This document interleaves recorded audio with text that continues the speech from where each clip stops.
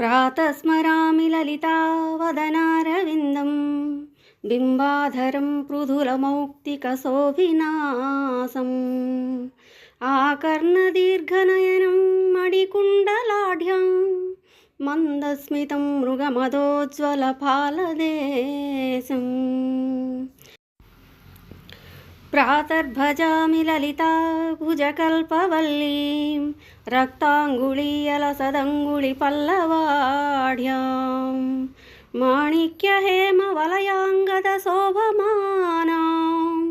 पुण्ड्रेक्षु चापकुसुमेषु सृणीदधानाम् प्रातर्नमामि ललिता चरणारविन्दम् भक्तेष्टदाननिरतं भवसिन्धुपोतम् पद्मासनादिसुरनायकपूजनीयं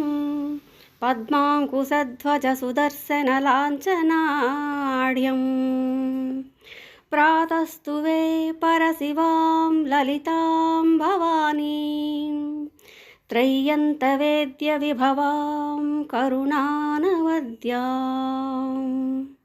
विश्वस्य सृष्टिविलयस्थितिहेतुभूतां विश्वेश्वरीं निगमवाङ्मनसातिदूराम् प्रातर्वदामि ललिते तव पुण्यमान् कामेश्वरीति कमलेति महेश्वरीति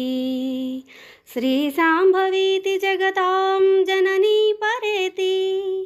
वाग्देवतेति वचसा त्रिपुरेश्वरीति यश्लोकपञ्चकमिदं ललिताम्बिकाया सौभाग्यदं सुललितं पठति प्रभाते तस्मै ददाति ललिता झटति प्रसन्ना विद्यां श्रियं विमलसौख्यमनन्तकीर्तिम् इति श्रीललितादेवी प्रातस्मरण।